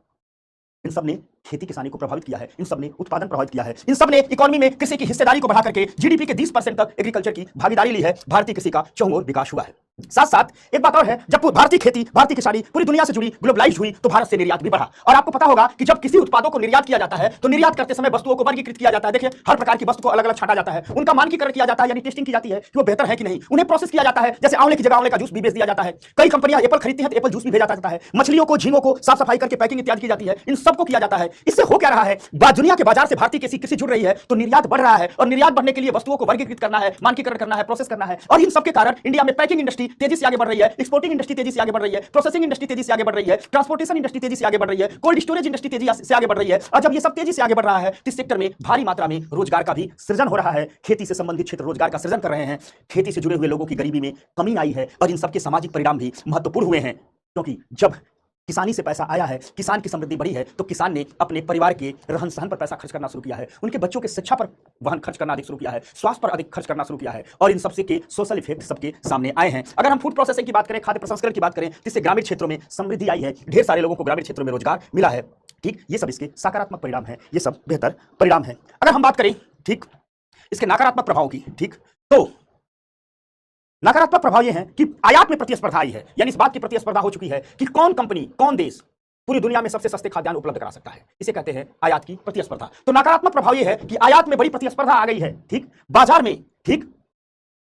अब हर देश की फसलें हैं, आपके बाजार में मक्का लेने जाओ तो इंडियन भी मक्का है उपलब्ध है, तो अमेरिका का भी मक्का उपलब्ध है, ठीक। समझ में आ गई बात। आप इंडियन बाजार में जाओ तो आप सोच नहीं सकते इंडिया वाला आम है कि चीन वाला आम है, ठीक। दलहन जाओ, ठीक, तो इंडिया के भी दलहन उपलब्ध है, दूसरे भी देशों के दलहन उपलब्ध हैं। इससे फसलों की कीमतों में अस्थिरता आ गई है, किसान तेजी से प्रभावित हो रहा है। पता चला भारत के मक्का किसान ने खूब इन्वेस्टमेंट किया, उगाया, उसकी जो लागत है वो अगर 40 रुपया किलो मक्का बेचे तो फायदे में आएगा। अमेरिकी कंपनियां भारतीय मार्केट में आकर के मक्का इतना उतार देती है, कहती है हम 20 रुपया किलो मक्का बेचेंगे। अब मजबूरी है कि भारत के किसान को भी 20 रुपया किलो मक्का बेचना पड़ता है, उसका घाटा हो जाता है, ठीक। कई जगह देखा यह गया कि इंडियन किसान जितने पैसे में कपास बेच रहा है, उससे आधे दामों पर कपास कौन बेच दे रहा है? अमेरिकन कंपनियां। तो कपड़ा बनाने वाली फैक्ट्री अमेरिका से कपास खरीद ले रही हैं, अमेरिकी धागे खरीद ले रही हैं, चीन से कपास खरीद ले रहे हैं। तो भारत का किसान मजबूर है। कपास ऐसी चीज नहीं है कि खा भी लेगा, उसे बेचना ही बेचना है। पता चला किसान ने सस्ते में कपास बेचा, लागत भी नहीं निकाल पाई, और इन सबका परिणाम हुआ महाराष्ट्र समेत कई जगहों पर किसानों ने आत्महत्या की। वैश्वीकरण के प्रभाव स्वरूप बिजली की दरें भी बढ़ गई हैं, ठीक। इलेक्ट्रिसिटी की दरें बढ़ गई हैं, इसकी कीमत, इसके कारण भी किसानों की उपज महंगी हो रही है। देखा गया है WTO के दबाव में कृषि में दी जाने वाली सब्सिडी में भी कमी आई है। इन सबसे एग्रीकल्चर इन्वेस्टमेंट, कृषि में निवेश प्रभावित हुआ है। कुल मिला जुला करके वैश्वीकरण के सकारात्मक परिणाम भी है, नकारात्मक परिणाम भी है, ठीक। सकारात्मक परिणाम अधिक है, नकारात्मक परिणाम कम है। कुल मिला जुला करके सच तो यह है कि भारत का किसान भले ही अपने खेत में खड़ा है, भले ही अपने बाजार में खड़ा है, लेकिन एक्चुअल में वह पूरी दुनिया के बाजार में खड़ा है। इसलिए जरूरत है थोड़ा सरकारें सतर्क रहे, थोड़ा सरकारें सजग रहे, ताकि वैश्वीकरण के नकारात्मक प्रभाव खेती और किसानी पर कम पड़े और वैश्वीकरण के सकारात्मक प्रभाव का लाभ मिले। यह है भारतीय कृषि का वैश्वीकरण। समझ में आ गई बात। अब आपसे कोई सवाल पूछे कि कृषि के वैश्वीकरण से आप क्या समझते हैं, इसके सकारात्मक और नकारात्मक प्रभाव पर चर्चा करते हुए बताएं भारतीय खेती को इससे क्या मिला। तो चलो एक सवाल लिख लो कि भारतीय कृषि के वैश्वीकरण से आप क्या समझते हैं। भारतीय कृषि के वैश्वीकरण से, भारतीय कृषि के वैश्वीकरण से आप क्या समझते हैं। भारतीय कृषि के वैश्वीकरण से आप क्या समझते हैं, आप क्या समझते हैं, आप क्या समझते हैं। चर्चा करें, चर्चा करें, ठीक ना। समझ में आ गया। अरे तुम लोग टेंशन मत लो, कृषि उर्सी तो मैं तुम लोगों को सब समझा दूंगा। टेंशन मत लो, टेंशन मत लो। हो गया? कृषि का वैश्वीकरण समझ गए? अच्छा से लिख दिया हूं ताकि एक बेहतर नोट्स भी आपके सामने रहे। क्लियर ना? यही बात रखने देते हैं कल कृषि के